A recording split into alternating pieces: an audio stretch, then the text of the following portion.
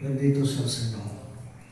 Bien, vamos a aprovechar el tiempo, hermanos, y hoy nos corresponde ver el tercer tema de este estudio, que tiene que ver con lo que un líder cristiano debe ser. Debe ser. Y este tema, como tal, lo que vamos a estudiar entre hoy y dentro de 8 días, es el corazón de este tema del liderazgo. Más allá de todo lo que podamos seguir viendo, lo más esencial, el corazón, lo que le da vida al liderazgo, es lo que vamos a ver entre hoy y 8 días, que tiene que ver con el ser del líder. Es decir, en otra palabra, para que podamos entenderlo, tiene que ver con el carácter del líder. A veces nos preocupamos más por el hacer que por ser. Nos preocupamos más por la actividad que por lograr nosotros ser ese tipo de personas que Dios quiere que seamos. Y a la luz de la palabra y de acuerdo al criterio apostólico, pues hay unos requisitos para todo aquel que desea ser líder dentro de la iglesia. Y eso es lo que vamos a ver una parte en esta noche. Pero permítame antes dar una pequeña introducción. Alguna vez, hermanos, se entrevistó a un general del ejército de Estados Unidos y se le preguntó que cuáles serían las cualidades o los requisitos que debiera tener todo aquel que aspirara a ser parte del ejército americano. Y este hombre dio 3 cualidades. Una de ellas tiene que ser con la competencia o con el ser capaz en el liderazgo. Otra tiene que ver con el carácter, tiene que ver con ese valor moral y espiritual del líder. Y el otro que este hombre dijo, el coraje, el ser valiente. Creo que las 3 hacen vamos a decir, un buen complemento a la hora de pensar en un buen líder. Si usted quisiera definir qué es un líder, podría utilizar estas 3 características: competencia, carácter y coraje. Y eso definiría bien el perfil de un buen líder. Alabado sea el Señor. Y llama la atención porque precisamente el segundo tiene que ver con el tema que vamos a hablar en esta noche, que es el carácter moral del líder, que tanta falta hace hoy, hermanos. A lo mejor usted conoce buenos líderes, usted conoce buenos predicadores, conoce a grandes oradores, pero que flaquean en el caso de su carácter. Y entonces para ello vamos a irnos a 1 de Timoteo capítulo 3 y en su pasaje paralelo complementario en Tito capítulo 1. Aquí vamos a encontrar los requisitos para los obispos. ¿Sí? Téngase presente que un obispo, pues lógicamente es sinónimo de ser pastor. Pero también, si usted sigue leyendo, usted va a encontrar los requisitos para los diáconos, para los ancianos de la iglesia, que se desprenden precisamente de los requisitos del obispo. Entonces, por eso, en términos general, vamos a mirar los requisitos para los obispos. ¿Estamos ahí en 1 de Timoteo capítulo 3? Bueno, miren lo que dice, hermano. Palabra fiel: si alguno anhela obispado, si alguno anhela liderazgo, si alguno anhela ser pastor, o ser predicador, o ser maestro, o ser evangelista, a lo que le gusta hoy a la gente, a ser apóstol, profeta, bueno, pues estos son los requisitos para ellos. Buena obra desea. Es decir, no está malo en desearlo, no está malo en desear o anhelar ser un líder de iglesia, no es malo. Pero aquí es donde viene el pero. Y es lo que a muchos no les gusta. No, es que yo sé predicar, yo sé cantar, yo sé esto, yo sé aquello, lo otro. Yo tengo títulos universitarios, teológicos, en fin, etcétera, etcétera, pero si no tiene lo más importante, que es su carácter moral, pues sencillamente no califica. ¿Me hago entender, hermano? Este es el filtro por el cual el apóstol Pablo le escribe a Timoteo y a Tito, que son las cartas pastorales, son los consejos prácticos para los líderes y pastores en el ejercicio de su trabajo. Pues le dice, este es el filtro. Usted quiere rodearse de personas que le ayuden, tenga presente estas cualidades. Si cojean en ellas, no sirve. Si a alguno le falta algo de esto, todavía no está listo, no está preparado para hacerlo. Entonces vuelvo y digo, hermano, aquí lo más importante y es lo que a veces más preocupa, es lo que podamos nosotros hacer. Yo lo puedo hacer, claro, usted es capaz, usted es apto, usted lo sabe hacer, pero su ser, su carácter, sí lo respalda para hacer lo que quiere hacer. Esa es la gran pregunta, hermano. ¿Cuáles son esos requisitos? Y vuelvo y digo, lo vamos a ir viendo complementariamente con Tito capítulo 1 en adelante. En ese capítulo 1 está también paralelamente los requisitos a los obispos. Entonces allí hay cosas que no encontramos aquí en Timoteo, pero que hacen parte del mismo tema. ¿Cómo comienza, hermanos? Pero es necesario que el obispo sea ¿qué? No, pero lo primero. ¿Qué dice, hermanos? Irreprensible. Irreprensible. Esto es lo primero, hermano. ¿Y qué es irreprensible? La versión, hay alguna versión dice irreprochable. La nueva versión internacional dice intachable. Alabado sea el Señor. Y la definición de irreprensible es tener una buena reputación. ¿Sí se da cuenta bien de cómo comienza, hermano? Es decir, que no haya nada de qué señalársele a ese líder. De que no haya nada de qué juzgársele. Que no haya una mancha que oscurezca su buena intención y su liderazgo. Alabado sea el Señor. Irreprensible, sin reproche. Una persona intachable. Impecable, si se puede decir así, ¿no? En términos técnicos. Alabado sea el Señor. Usted encuentra que en Hechos capítulo 2, en Hechos capítulo 6, cuando se buscaron aquellos diáconos, dice que buscaron a 7 varones de buen testimonio. Y eso habla de ser irreprensibles. ¿Y para qué los escogieron en ese contexto? Para servir a las mesas, para servir a las viudas, ni siquiera para predicar, ni siquiera para enseñar, sino para servir a las mesas. Sin embargo, los apóstoles del momento, los líderes de la iglesia de Jerusalén, pues tuvieron a bien ver su vida irreprochable, su buen testimonio.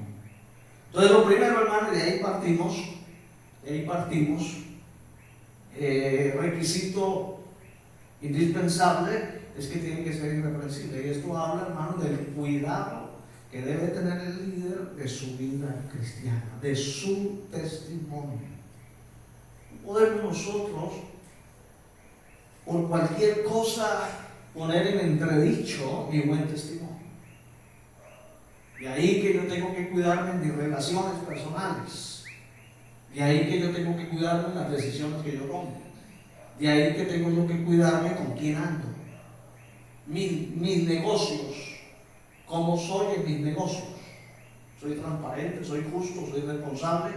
En fin, un montón de cosas. Esto encierra una alta gama de responsabilidades personales, pero tiene que ver con el primer requisito para el liderazgo: irreprensible.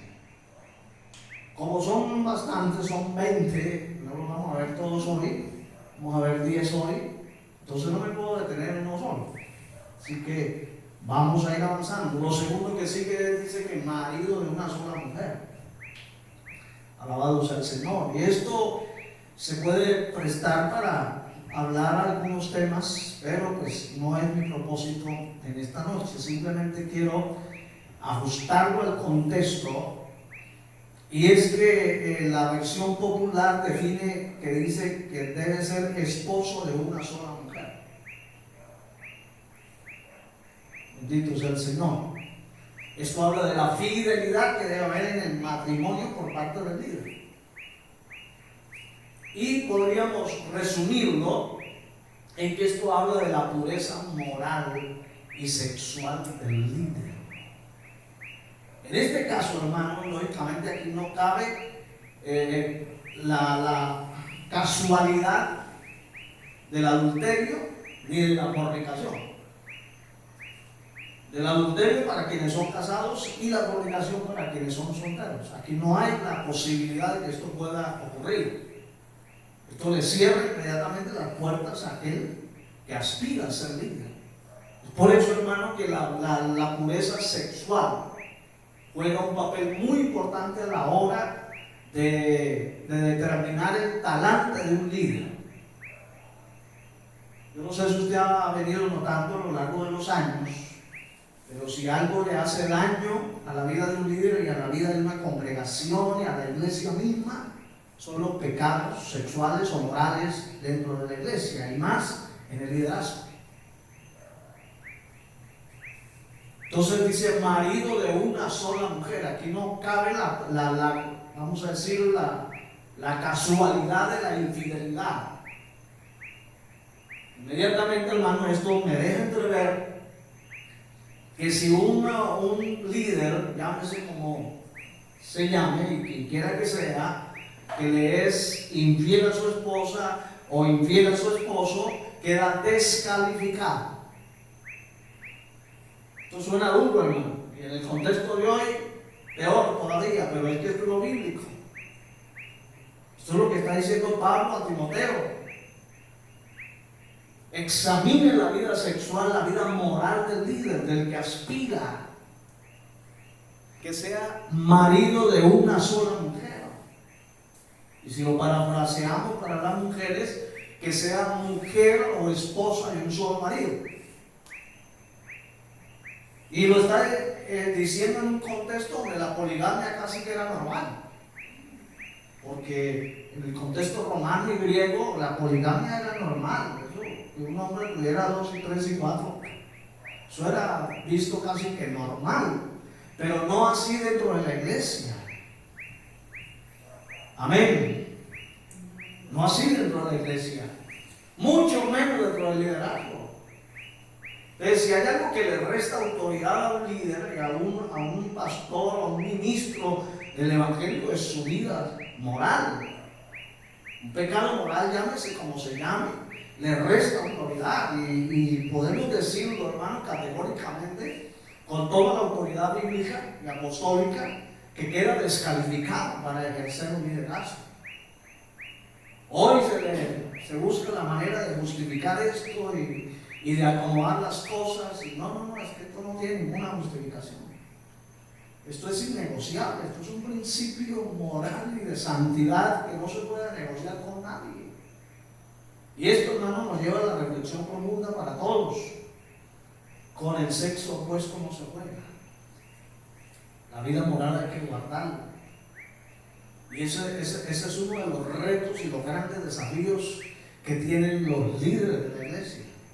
Cuidar su vida sexual, mantenerse puro delante de Dios, y si es casado, pues puro para su esposa o para su esposo, y si son solteros, puro para Dios. Amén. Decimos amén a esto, hermano. Es duro esto es muy duro, dada la circunstancia en la que estamos viviendo, con semejante libertinaje que hoy vivimos.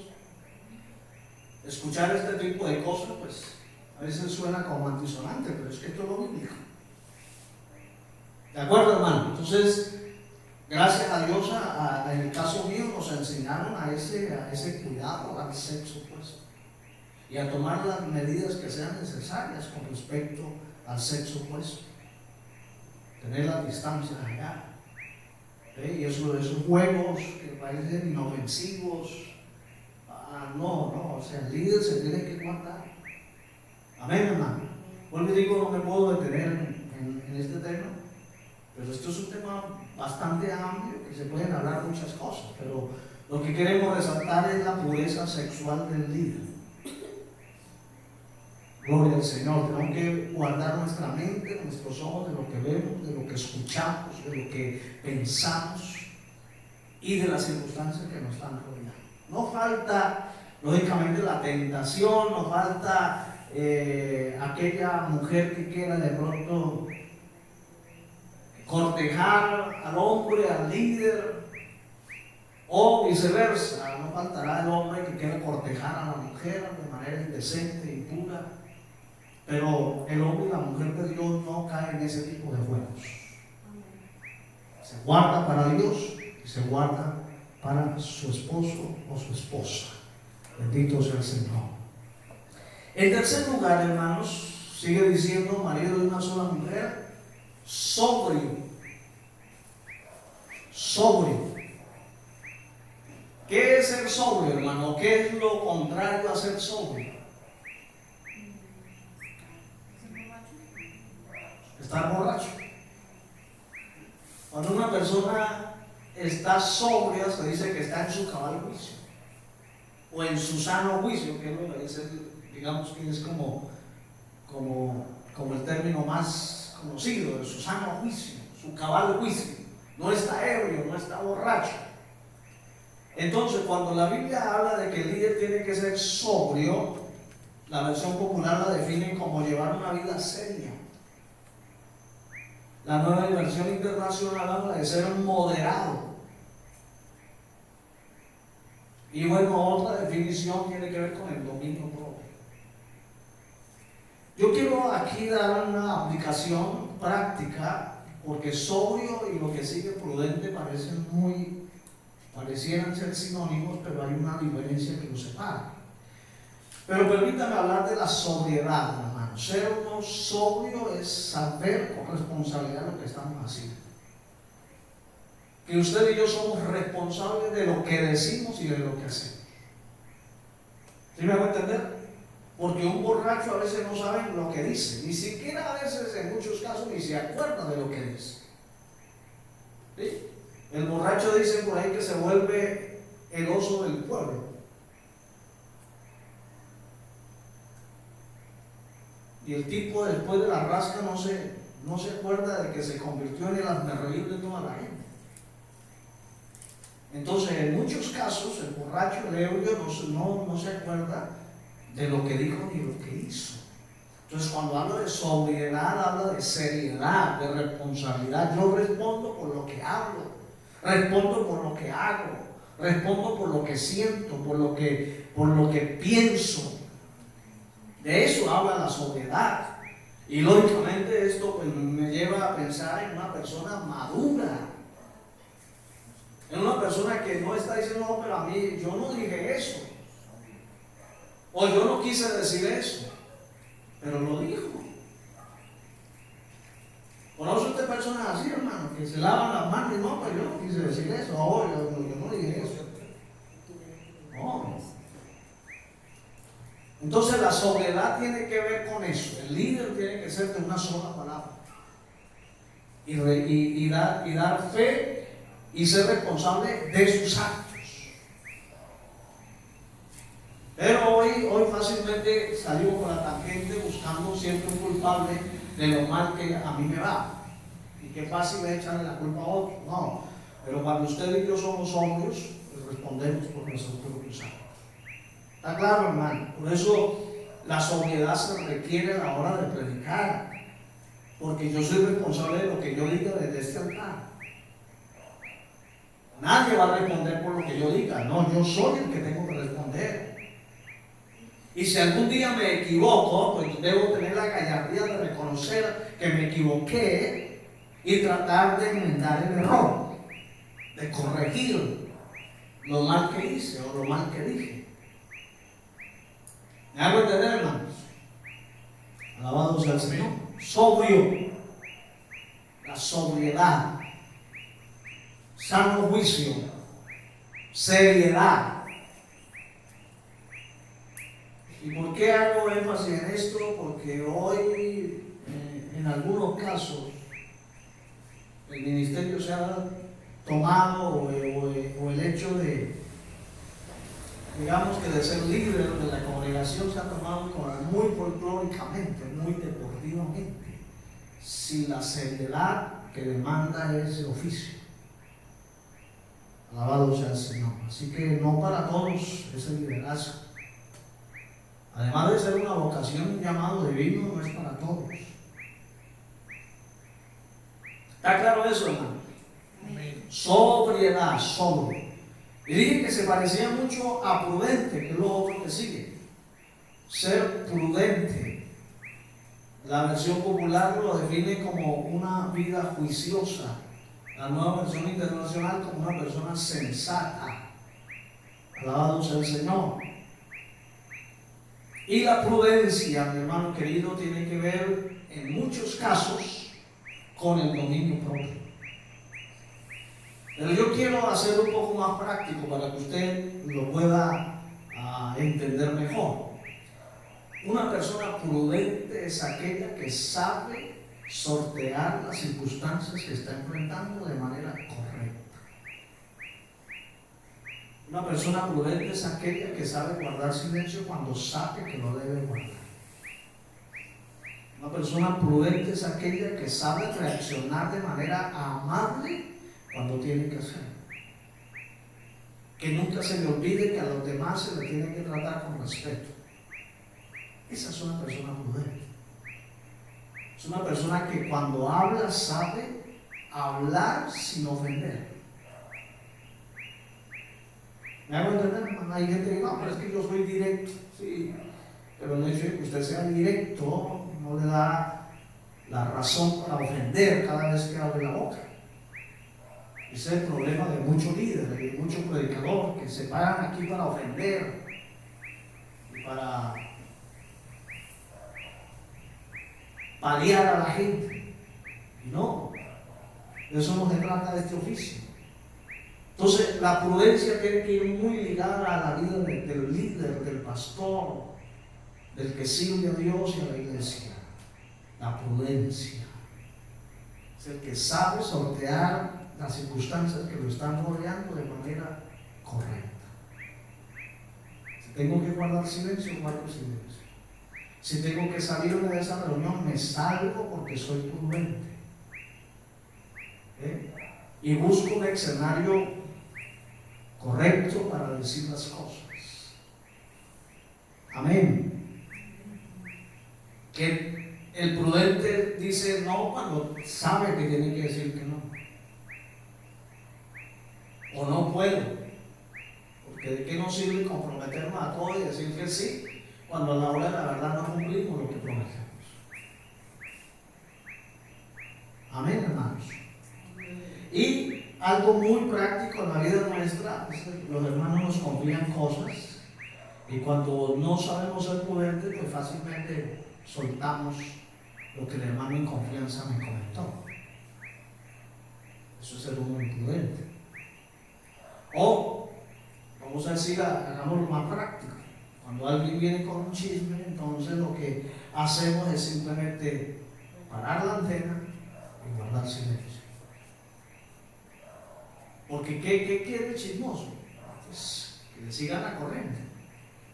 El prudente sabe que si guarda silencio, hasta ahí llega el chisme. ¿Sí me van a entender, hermano? Hasta ahí llega la murmuración, hasta ahí llega la crítica, porque no encontró un interlocutor, no encontró una respuesta en el líder, entonces hasta ahí llegó. Eso se llama prudencia. Bueno, hay mucho que hablar en cada uno de estos temas. Bendito sea el Señor. ¿Qué otra cosa sigue, hermano?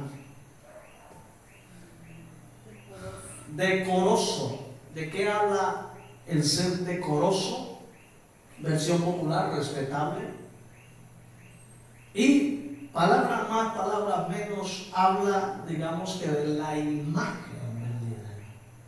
Aquí, lógicamente, cabe la presentación personal del líder. Suponga usted que un predicador pasa a predicar y no le interesa su apariencia personal y viene todo espelucado, con la camisa toda descachalandrada, los pantalones todos arrugados. Pues aunque eso ni lo va a salvar ni lo va a llevar al infierno, pero eso habla mal del líder. ¿Sí o no, hermano? Eso habla mal del líder. La presentación personal tal vez no lo define, pero sí habla bien o mal de usted. ¿Sí me va a entender, hermano? No estoy hablando de que tenga que usar saco y corbata, no, pero al menos bien presentado para la ocasión. Porque tiene que ver con el decoro. No que nos volvamos narcisistas y que nos cuidemos y el pelo aquí, el pelo allí, no, eso tampoco a esas exageraciones. Pero sí al menos venir adecuadamente, sobre todo cuando tenemos que predicar y enseñar. ¿Sí o no, hermanos? Yo siempre, tal vez, rayo mucho con esto, porque considero que este oficio demanda estética.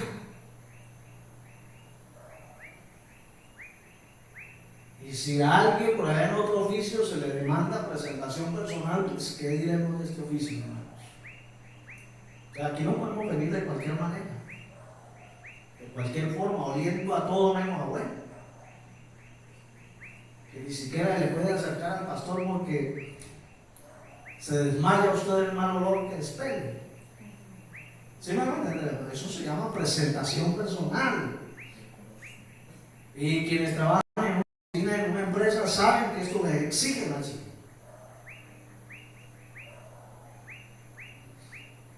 Ahora, traslademos el decoro lógicamente a la familia, a la casa donde vivimos, hermano. Eso habla, si usted llega a una casa y encuentra un muladar, ¿de qué piensa de esa familia? Usted no va a pensar que son unos angelitos que ya le están besando los pies al maestro allá en el trono. No, la primera impresión que usted tiene, hombre, esto es una desidia completa, hermano. Una dejadez. Y eso no habla bien del Evangelio. Yo he creído que el Evangelio dignifica a las personas y una parte de la dignidad es precisamente que nos enseña a ser decorosos, a cuidar nuestra apariencia, a cuidar la apariencia de nuestra casa. Podemos vivir en una choza si así las circunstancias no lo ofrecen, pero eso no significa que porque vivimos de manera humilde seamos desaseados, antihigiénicos. No. Yo no sé si usted ha tenido la oportunidad de entrar a una casa humilde, que usted la encuentra limpiecita, todo en orden. Eso habla bien de quienes habitan esa casa. Yo creo que como cristianos tenemos que ser el ejemplo, y más los líderes. Tenemos que trabajar en esa área, hermano. El desorden no es coherente con el liderazgo.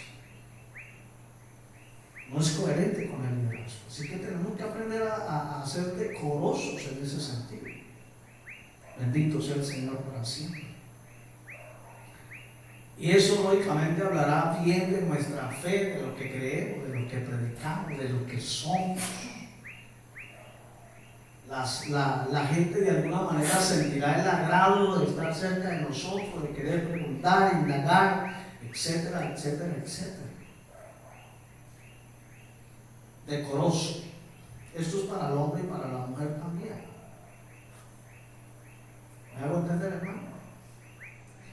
Si usted como mujer o como hombre llega a predicar y usted tiene las uñas todas sucias, llenas de barro, de mugre, de cebolla, de tomate,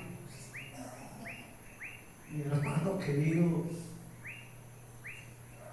eso no habla muy bien de usted ni de mí. ¿Sí? Yo le digo, no es que cada vez que vengamos al culto vamos y nos hacemos un paticure y un manicure, no, tampoco. Pero al menos lo elemental, hombre, limpiemos. Yo he trabajado en construcción, etc. Pero soy muy cuidadoso en eso, hermano. Si me toca predicar, pues hombre, me baño bien las manos. Porque eso habla de lo que yo soy. Si no me importa que la gente, pues que problemas ellos si quieren criticarme y, ¿sí? Pero yo quiero que la gente hable bien de mí. Eso habla de decoro, hermano. Y vuelvo y digo, podemos seguir hablando más, pero vamos a avanzar.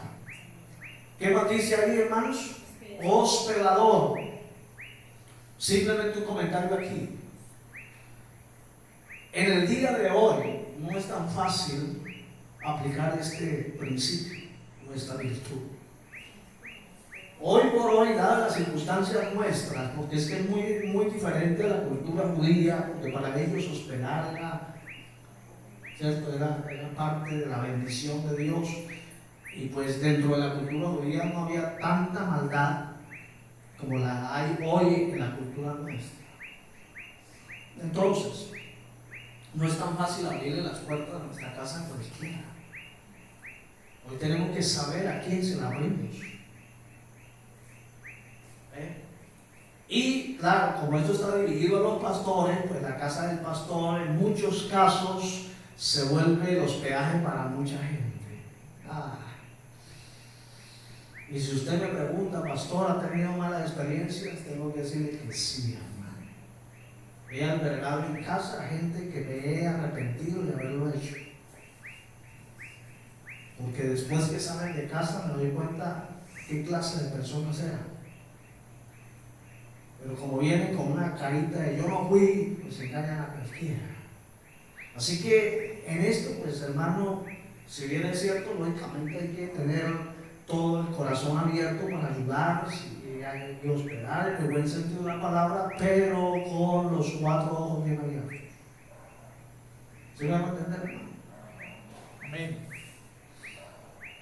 Y usted no puede dejarle a sus niños pequeños a cualquiera, al cuidado de cualquiera, que porque es el tío, que es el primo, que es el abuelo, que aquí, que allá. No, mi hermano querido, hoy eso se ha vuelto una tarea bastante compleja, el cuidar a nuestros hijos pequeños.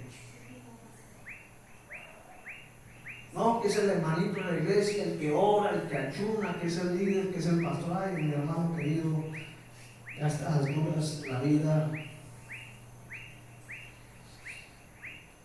no es tan fácil. Al menos de este lado del mundo, cumplir a cabalidad este requisito, ser hospedado. Claro, sí, servimos y le abrimos las puertas a aquel que conocemos, lógicamente, pero a un extraño es muy difícil en el día de hoy. Entonces ahí hay un reparo, al menos para con nosotros. Pero no nos estoy llevando a que nos cerremos de plano, ¿no? Mientras usted conozca a las personas, pero siempre tiene que haber un cierto grado de cuidado al respecto. ¿Qué más sigue ahí? Apto para enseñar. Es decir, capaz de enseñar. Porque no todas las personas tienen la capacidad para enseñar. Usted conocerá gente que sabe mucho, pero les cuesta enseñar lo que saben.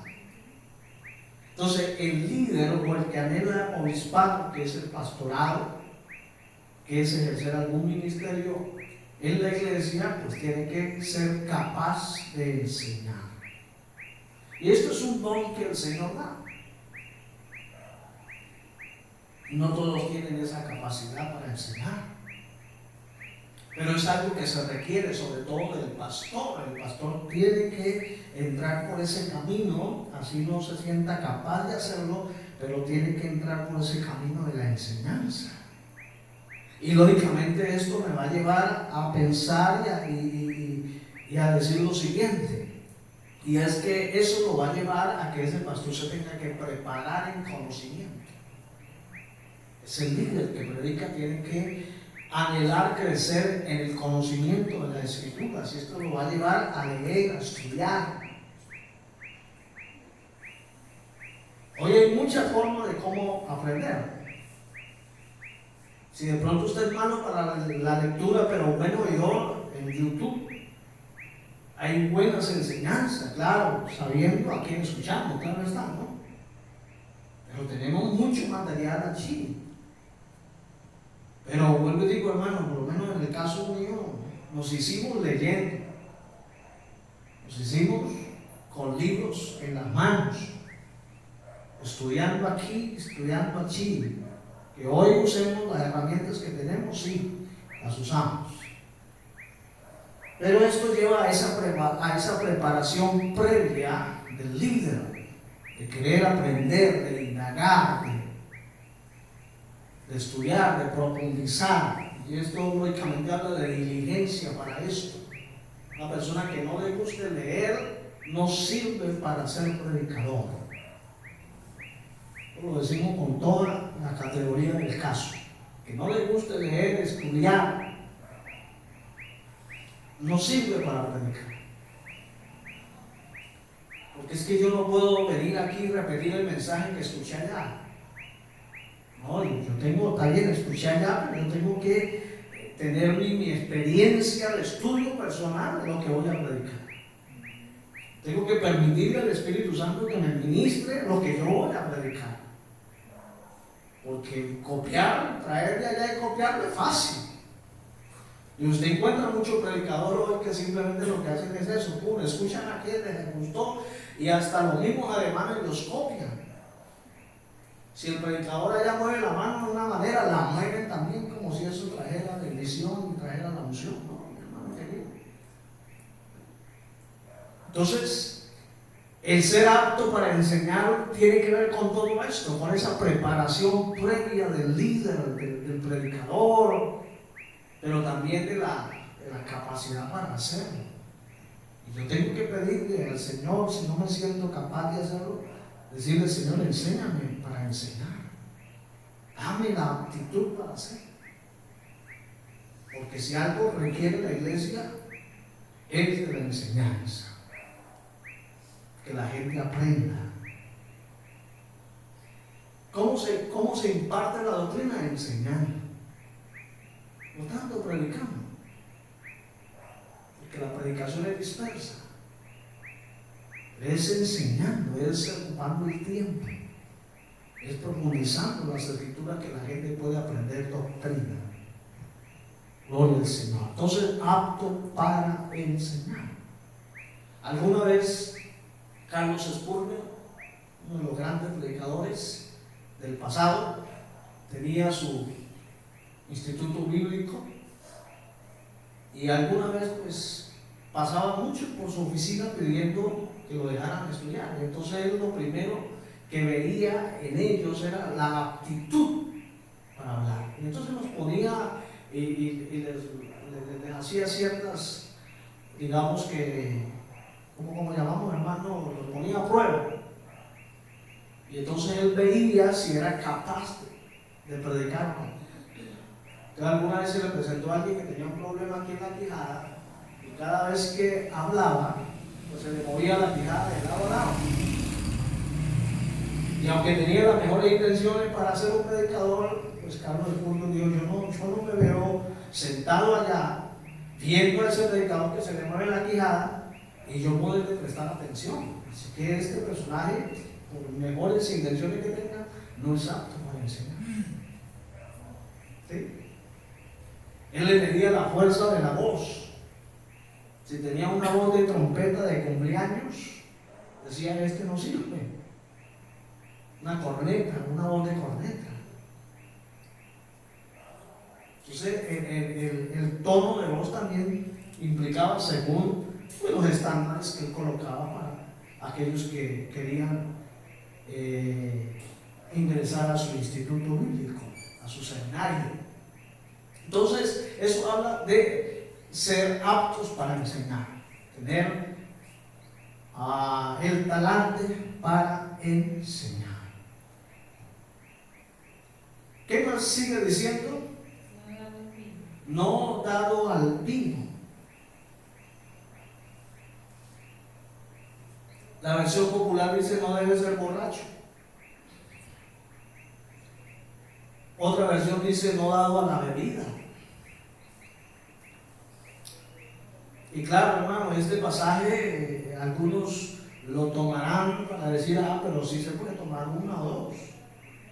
Y de hecho hay predicadores por ahí que no les da ni vergüenza decir que se toman una. Y en público, no les da vergüenza, no se sonroja. Pero es que la Biblia dice no dado al vino, está bien, nos lleva a decir que no puede ser un borracho, mucho menos. Pero eso no quiere decir que da licencia para que nos tomemos o bebamos alcohol. ¿Me hago entender, hermano? Creo que desde ningún punto de vista esto es justificable. Eso es mentira que el cuerpo necesita alcohol. Y si el cuerpo lo necesitara de manera natural, el mismo cuerpo lo produce a través de los alimentos. Eso es falso de que necesitemos ingerir licor, vino, lo que quiera que sea, porque el cuerpo lo necesita. Eso es una gran mentira. Entonces, no dado al vino, hermano. Gloria al Señor. Yo vuelvo y digo, esto es un tema bastante neurálgico para algunos, que se puede prestar para discusiones grandes, pero la Biblia es clara, no dado al vino. Y lo mejor que podemos es evitar tener contacto con las bebidas embriagantes. Ahora, si ustedes me permiten, la palabra vino tiene que ver con el jugo de la uva. ¿Sí? Culturalmente, entre los judíos, el vino es considerado el jugo de la uva. Ya lo que se llama la sidra es ese jugo, ese mismo jugo, pero fermentado. Eso sí ya emborracha, eso sí ya se vuelve embriagante.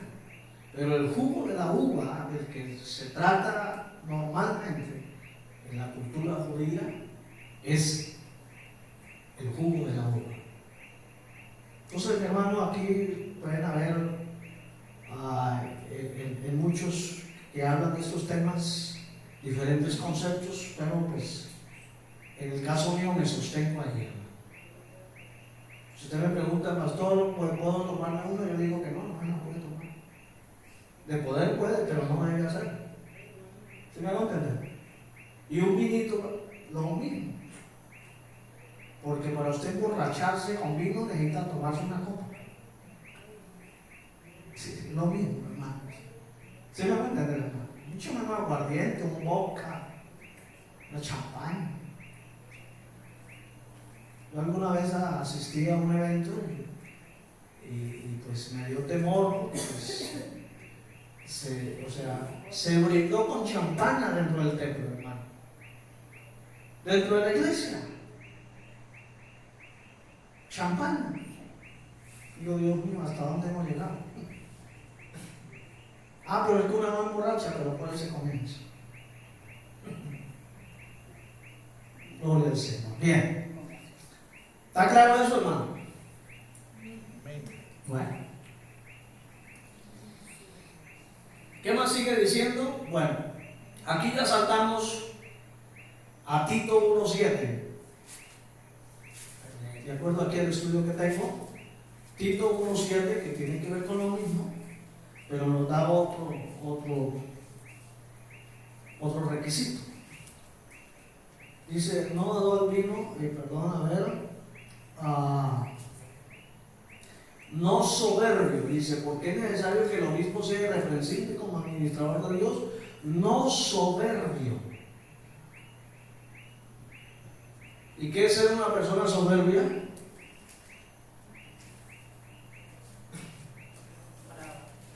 Orgullosa, altiva, obstinada, terca, arrogante. Eso es ser una persona soberbia. ¿Conoces de algún predicador soberbio? Arrogante, orgulloso, soberbio. No. Bendito sea el Señor para siempre.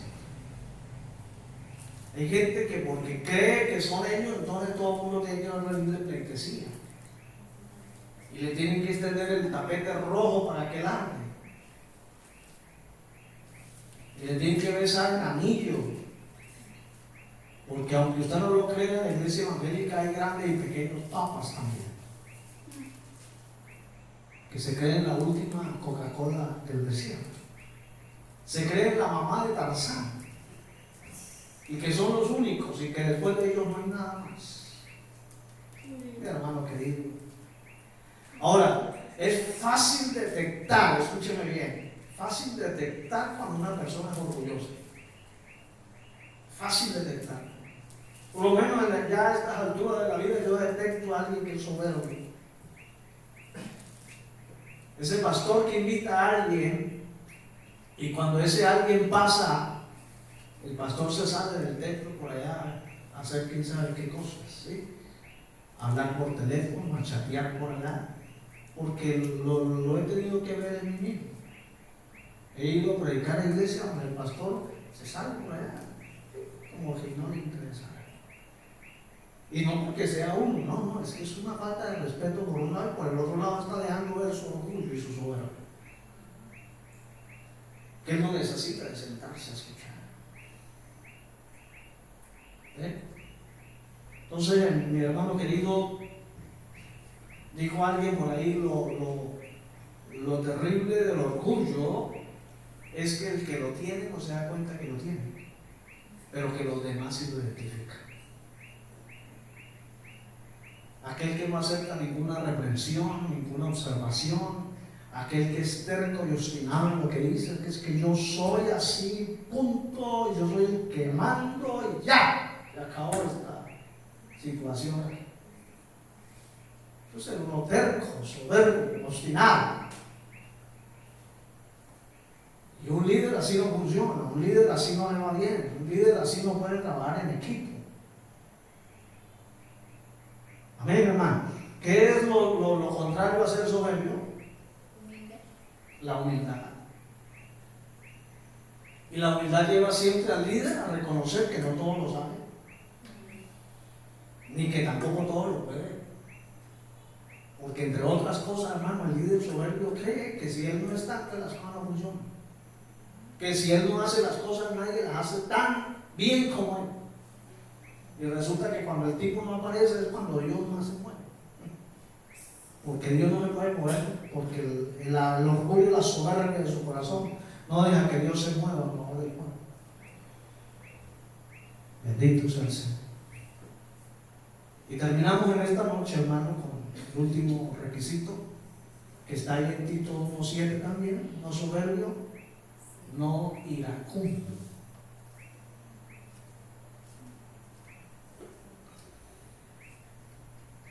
No iracundo, no de mal genio, dice la versión popular.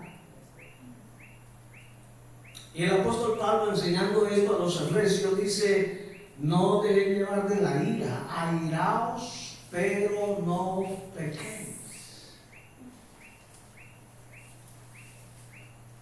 Se conoce la ira como una pasión desordenada, en algunos casos, a la que hay que trabajar.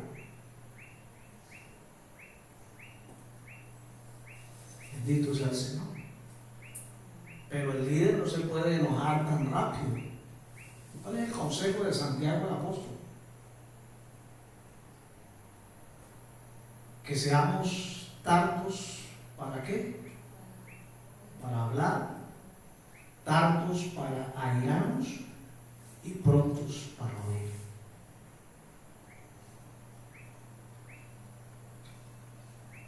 ¿Conoce usted algún iracundo? ¿Puede usted reconocer y yo reconocer que la ira lleva a situaciones que no deseamos llegar a ella? Discusiones necias. Una persona airada pierde el juicio. La ira enceguece. La ira no deja, hermano, ver con claridad el escenario. Mucha gente ha cometido delitos con ira. Por Por eso en psicología y en pedagogía se le aconseja a los papás no disciplinar a sus hijos bajo el efecto de la ira. Porque lo que está haciendo es descargando su furia sobre ese muchachito. Y por eso no le importa lanzarle lo que sea. El martillo, la maceta, lo manda por la cabeza al pobre muchacho. El plato, el pocillo. Y entonces yo sí creo en los ovnis. Objetos voladores no identificados en la casa, hermano. Alabado sea el Señor. No iracundo. Hermano querido, si hay algo que el tiempo nos va llevando a trabajar es de la ira. Sí, podemos airar, hay cosas que nos ofenden, hay cosas que nos sacan de quicio. Pero no nos podemos dejar llevar por eso. Entonces, ¿a qué nos llama las escrituras con respecto a la ira? A no pecar, a tener dominio sobre la ira, el enojo. ¿Ve? Así esté yo que me explote porque quiero hablar, prefiero que se me pase el enojo, la ira, y luego yo pueda hablar con toda tranquilidad. Porque yo sé que si hablo bajo la ira, voy a ofender, voy a hacer daño, voy a maltratar, y luego voy a tener que venir arrepentido y pedir perdón. ¿Me hago entender, hermano? Eso es lo que ocurre. ¿Y qué tal un líder airado, hermano? Un líder iracundo que por todo nos aguanta una pedrada en uno, que por todo se aira, se enoja, y entonces se para aquí y descarga su ira contra el pueblo de Dios. Y el pobre hermanito allá esquivando las piedras. No, mi hermano querido. Esto hace parte del carácter nuestro y del temperamento que tiene que ser controlado y dominado y domado por el Espíritu Santo. Amén. Pero esto lo da la cercanía con el Señor, lo da nuestra comunión con el Señor y digamos que el permiso que le damos a Dios de trabajar en ello, en nosotros. Pero esto es un tema, hermano, que hay que trabajar. Un tema que hay que reconocerlo. Sí, yo me he ido con facilidad. Tengo que trabajar en ello y decirle, Señor, ayúdame. Alabado sea el Señor. Y termino, hermano, con algo muy práctico. Una vez una hermanita de esas peleadoras, cantaletosas, iba a perder su hogar por eso y llegó donde el pastor, ¿qué hago? Y entonces el pastor, después de escucharla, todo lo que hacía, decía, le voy a dar un consejo, y voy a sacar una botella con agua. Y le digo, mire, cada vez que usted sienta ira y quiera decirle a su marido hasta de qué mal se va a morir, métase una bocarada en la boca y cuente hasta 10. Y bueno, la hermanita le creyó al pastor y comenzó a hacerlo. Y comenzó a ver que la relación con su esposo comenzó a cambiar. Y entonces luego el marido fue a preguntarle al pastor, venga, pastor, ¿usted qué fue lo que le hizo a mi esposa que me ha cambiado? Simplemente le hice una terapia y bueno, si está funcionando, pues qué buena terapia es entonces. Pero hay que trabajar la ira, hermano. Hay que aprender a tener dominio sobre ella. No puedo dejar que la ira me enceguezca, me controle. Y bueno, porque después vamos a tener lágrimas de cocodrilo. Después vamos a tener que bajar la cabeza, por más que no quiera, y humillarme y pedir disculpas o arreglar la situación, o en muchos casos hasta meter la mano al bolsillo porque lo que hice se apenas con dinero. ¿Sí me van a entender? Entonces mire hasta dónde la palabra es tan profunda, pero pues lógicamente aplicado al liderazgo, pues eso habla, un líder iracundo pues no da mucha confianza. Y eso habla mal del carácter de ese pastor o de ese líder. Así que, bueno, digo y termino ya. Esto hace parte de lo más importante. Este es el corazón del tema del liderazgo. Podemos tener todo lo demás, las actitudes buenas, sanas para ser un buen líder, capacidades, conocimiento, Pero si flaqueamos en el carácter, no estamos en el lugar correcto. Este es el corazón, esto es lo esencial, esto podríamos decir que esto es lo más importante de la vida de un líder, su carácter para con Dios. Que el Señor nos bendiga, hermanos. Amén. Que el Señor nos siga ayudando. Amén. Gloria al Señor. Póngase de pie, por favor.